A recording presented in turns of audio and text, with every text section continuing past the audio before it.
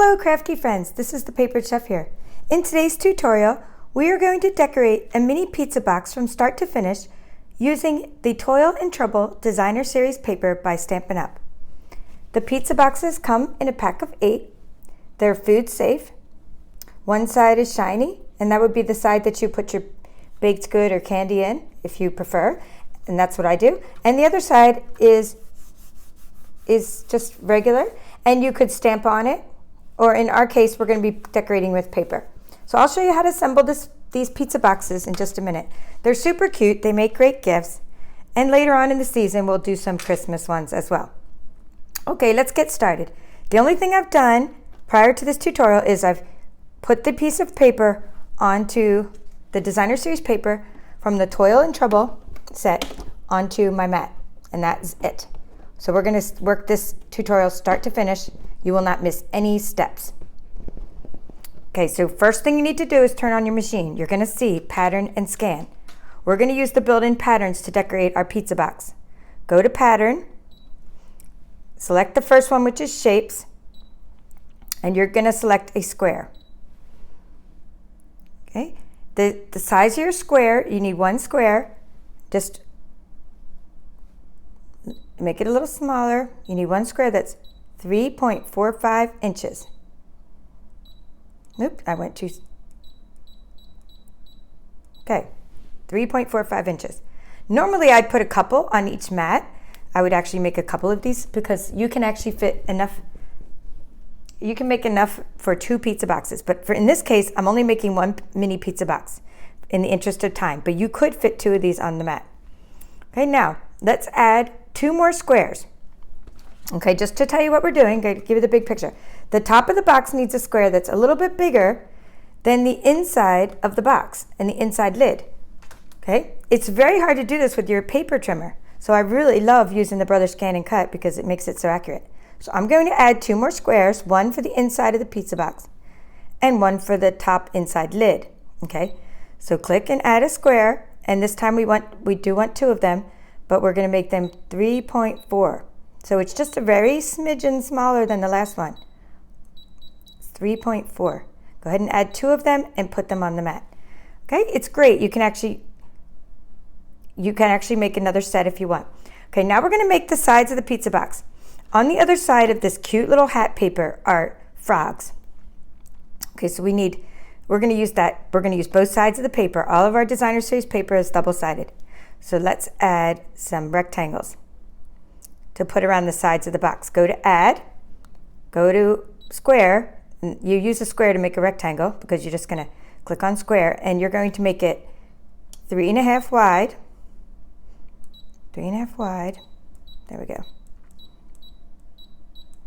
And then use this button, which means now you don't want the square to stay in proportion. We want to make a rectangle. Click on this button so that the height and width can be changed independently. And we're going to go ahead and change the height to just 1 inch. Okay, so we're decorating the sides of our box.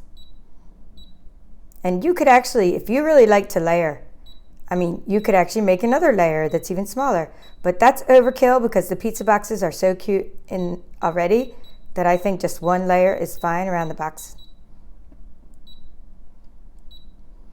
If you watch my 12 projects you can create with the Toil Trouble suite, then you will see examples of these pizza boxes. I would have them here today, but I've already given them all away. So we're just going to make the example. Okay, there you go, exactly 1 inch by 3.5. We're going to make 4 of these, put 4 of these on the mat for the sides of the box. Okay, great. My advice to you, if I were you, I would make some Hershey Nugget wrappers right now. Okay, so what do I mean? You already have your mat, you're working on it, so you could actually create a bunch of wrappers. We're going to be putting Hershey Nuggets in our box. So I will have this in the description of the video, but a Hershey Nugget wrapper is just simply 3.25 by 2. So it's almost like we did here, but it's instead of 3.5, it's 3.25 by 1. And you can make a bunch of your wrappers, and then you're utilizing all your paper. But in the interest of saving time, I've already created my Hershey Nugget wrappers ahead of time. So to put them in the box. Okay, so let's say okay, and we're gonna cut. Now, I gotta tell you that my blade is really, really dull.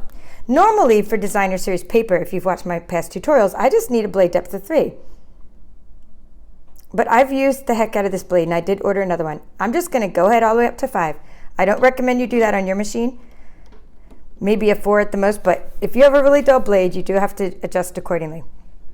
Okay, so I recommend a blade depth of 3 normally for designer series paper. We're just gonna go ahead and say start. And I'll let you, and I've already loaded my mat with this button here, so I did that prior to the video. And if your mat's not very sticky, you can also use painter's tape. I'm just gonna show you what that's doing, just so you can see the whole big picture. Okay, I'm just my mat's pretty sticky, but I'm just making sure that my paper doesn't slip, because remember, I'm only making 1 set of these. I don't wanna have to do this again. But you could use like painter's tape, this is painter's tape, to help secure your paper onto the mat on the sides, but try not to get it caught in the machine. Okay, I thought it'd be really cute to just show you one of the bookmarks I just made too. We're gonna be putting our witch on a wobble. I have little Wobble Springs I use. I'll show you what they look like. And I'll link to those in the description, but we're gonna use also these bats and the same little trick-or-treat sentiment, which I'll show you in a minute. But let's first get our things off the mat. All right, so I don't want you to miss any steps. So bringing the machine back, in case you don't have a Brother ScanNCut or you're new to this machine, I don't want you to miss any steps. Okay, and you can follow along. Finish cutting, okay. Unload the mat. Well, first let's make sure. Before you unload the mat, yes, it was cut, okay. I always just kind of double check before I unload the mat. Now I'm ready to push my machine to the back of the table so we can do our assembly. So here's our mat. See, I'm peeling. This is what I told you about, those cute little frogs. I've already used the frogs. I've already put some of those on some of the nuggets, I believe. So there's the frogs on the other side. So we're not going to use the hats for the whole box. We're going to contrast. And in fact, my tip to you is just to make a lot of these. Cut tons of paper, cut all your stuff, make lots of these, get your projects ready. Okay, so you just bend them out a little bit. These come right off the mat. Okay. And now we will assemble and decorate our mini pizza box. Okay. So you start out with your pizza box. I like to keep the shiny side inside. So you just fold it, and no glue is needed for any assembly. You just fold along the score lines. That's why I love these boxes, and I use them for everything. In fact, you'll see in my Christmas craft fair video and some other craft fair videos that you can put 6 mini milk bone doggy treats in here and make some doggy treats with the mini pizza boxes. Okay, so you see how I'm scoring everything. I'm not assembling. I'm not scoring, it's already scored. I am folding along all the score lines. Definitely do that first before you assemble. It'll help you because it'll already be scored. Okay, so there you go. And now I'm gonna add my paper, because it's easy to add paper while your box is flat. So what are we doing? We're putting, for the top of the box, we're gonna put a witch on a wobble. I have a couple witches. I already picked out a couple witches. If you watched my tutorial, I show you how to cut out these witches. It's kind of tricky because the witches, let me put the witch on a black background so you see. The witches have very light hands. So I don't want to digress, but do watch my tutorial if you want to know how to cut these witches out in color recognition mode. Okay, so I have 2 witches for the top. I'm only going to probably use one, but we need to know which one to use. So you do that before you adhere your paper. So the top of your box is always this little piece like this with the little, it's a pizza box, so that little piece that lifts up. So we're going to use frogs for the top, because look, we can't use hats. We can't use giant hats and put a witch on the giant hats. That just clashes. So we're going to use the little frogs, and we're going to put a witch on the frog. So which witch do we use? Which witch? Okay, we click there, or we go there, and that looks pretty good. And we try the other one, and this one doesn't look as good because there's too much green. So that's why it's good to cut out a bunch of witches, and then you can decide which one to use. So I'm going to use the purple witch, like that. And it's gonna actually contrast more because she's gonna be on a wobble spring. All right, so I just cut out 3 rectangles and or squares, and I didn't check to see which one was the largest, but that's the one that goes on the top. If you're not sure, because you just like line them up and you see the one in the back is slightly larger. So I know that's the one I'm putting on my lid. So you take your rolling adhesive, whether you're using, you know, fast fuse, snail, whatever. This is my preferred rolling adhesive. Even though I'm a Stampin' Up demonstrator, I particularly love using this, and I have 3 of these. I've been using them for so many years, way before I even became a Stampin' Up demonstrator. So you have to use the rolling adhesive that you're used to. But I bring these to my classes and people are like, what?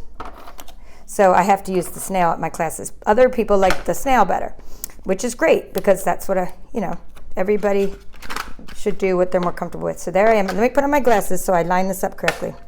So I'm going to put this froggy paper onto the top of my box using my glasses to line it up properly. And like I said, if you're into layering, then just make the next layer, 1/4 of an inch smaller. Take it off for a second. 1/4 inch smaller, and then you'll be good to go. So incidentally, my glue gun, my glue tape glider, it does dry permanently, but it's a little forgiving. You can peel it off at the beginning. So there you are. So there's the top of my box. Now let's do the inside lid. Now this time, I am going to use the witch's hats. Let me look at my nuggets. Okay, I have some frogs on my nuggets, so I think I'm going to use the witch's hats on the bottom inside of my box. And I think that's so cute in the inside top, but yeah, I'm going to use the frogs on the inside top of my box. That way I can put something else in there, and then I can use the witch's hats for the bottom of the box where the nuggets are going to go. Okay, and all I'm doing right now, just so you're not missing anything, is I'm just putting a little bit of adhesive onto my designer series paper. Now my little trick for the inside of the box is I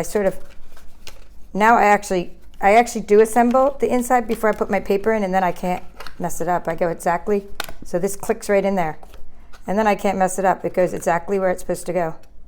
You don't have to worry about lining it up like I did earlier. So there's the paper for the inside of the box, which I'm liking, and now we'll just put some on the lid. You know what? I've decided I'm going to use that. That's the thing about crafting. You can do whatever you want. I've just decided on the fly that I am using witch's hats. Every box should be different, and every decision you make is only you have to live with it, so you don't worry about it. It's all cute. Nothing matters. It's all cute. It's all going to be great no matter what. And all our colors coordinate, and we have all this great stuff to offer you. All right, so now let's keep on decorating. So what I did ahead of time before the video is I covered my nuggets, and I put a bunch of glue dots on them. So like these don't have glue dots on them. These are going to be my ones that I just use for what do you call it? Just to line up where my nuggets will go. So I want to make sure I get them all in the right spot. So I have like 2, okay, something like that. Okay, so some of my nuggets without glue dots are used just sort of as my placeholders to put the other nuggets with glue dots in the right spot. All right, so I have, let's see, I have 2 with brooms. Okay, I'm just going to do the top row. These little brooms are cute. This is one of the papers. And then we got, I have 3 nuggets. So I need to move this over a little bit to fit all 3 nuggets. Okay. I don't really need my placeholders after I get the first nugget in there. The placeholders can go away. I just needed the placeholders to get the first nugget in there. So then we got the little froggy baby frogs. And then I have some ghosts. This is all Toil Trouble designer series paper. Super cute. By the way, when you're using nuggets at craft fairs and such, always be sure to put a little label on your box that says something about contains nuts. Or tell people as they buy it, because these Hershey nuggets, they're a little piece of heaven, but there's lots of almonds in them. Okay, so I have a couple here. Let's see. The green one would be cute, and I think the orange one would be even cuter because it's less clash. It doesn't clash with the frogs as much. So we're going to use the orange polka dot one. This is all Toil Trouble. Designer series paper. So there's your cute little box of nuggets, and you can put other things in here as well if you want. Like I have Halloween stickers and things I could put in there. I have lots of other things to embellish with, so let's just show you that for a second. I have this spooky, it's called Spooky Bat Punch. Okay, and so you can take your shiny paper, meaning the paper that's from Stampin' Up. We have this really cool shiny paper. It's called black foil paper, and you can put that in there and make some really cool bats. Punch those out, and you can decorate with those, or you can use your ScanNCut to cut out the bats that are already on the paper. Okay, so that's what I did here. I used my Brother ScanNCut. This one I punched out some glitter paper, but these I used my Brother ScanNCut to cut out the bats from the designer series paper. So we can put different things on our inside of our box lid.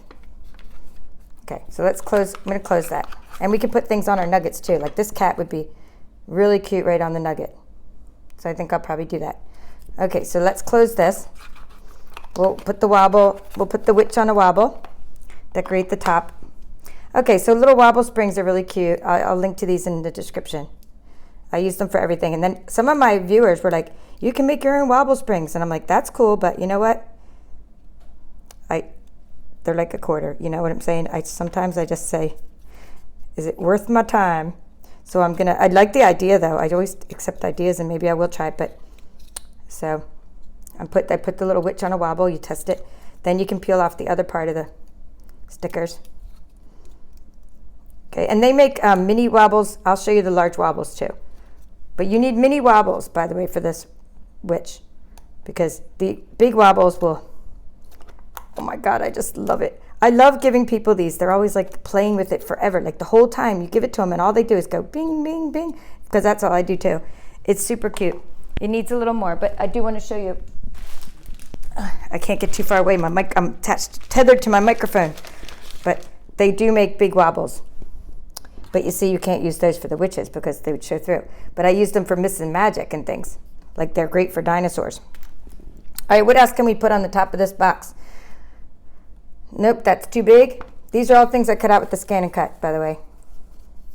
So we don't want to put hats up there because that's too big. We could put pumpkins, but I mean, no. I'm thinking more, same thing, like maybe the cat goes good with the witch. Okay, these bats go great. So I think that's what I'm going to do.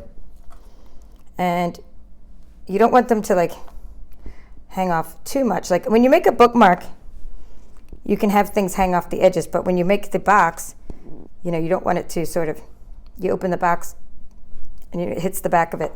And we also need to put our little sentiment as well. So we got trick or treat, which needs to go somewhere. So we put that down the bottom because the cat looks good over here. This bat doesn't look good on the ground because it's a bat. It needs to be up in the air. So I put trick or treat down at the bottom, and then actually I should have lined that. I had a circle punch, but it would actually look better lined. So you just use a couple little drops of glue, and we're still not done, by the way. We still got to do the sides of the box, but okay, here, so put that. I mean, I could show you how to do the sides of the box. Basically, I would actually use a contrast. I wouldn't use the frogs again, but I'm just going to show you because we cut them. They're already ready. The frogs are ready, but you would not use the frogs or the hats for the sides of these boxes because I don't think it would look right. But I'm going to show you just how you would do that because we're not going to leave any steps out. Okay, remember we made the sides of the box. Okay, so you're decorating your mini pizza box. That's okay. I mean, that's just a lot of frogs, right? You can't see the whole hat, so don't use the hat side. So I might use frogs on a couple sides, but it's just too many frogs. So get a different piece of designer series paper and put a different design. But it's good that we made these because we have them and they're ready. So just look how perfect that is, and use rolling adhesive to put those on your box. Okay, again, I would think that needs a little ring of so it's contrast. Okay, and then you get the inside, and I think that's what I'll do. I'll put the pumpkin. I'm going to put my pumpkins on a wobble.